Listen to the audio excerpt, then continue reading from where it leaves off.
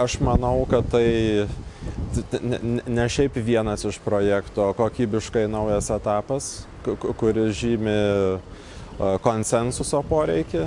Nes aš manau, kad santarvės ir sutarimo dėl bendros judėjimo krypties, dėl to, kas svarbiausia šiandien Lietuvoje, tai yra svarbiausias dalykas. Tikrai nėra svarbesnio. Ir su ta mintim, kad mes renkamės galvoti apie tai, ką padaryti, kad Lietuvai būtų geriau. Ta formuluotė, kad Lietuvai būtų geriau, kaip tą gerumą įsivaizduojam, tai turbūt čia kaip tik diskusijose ir polemikoje išaiškės. Bet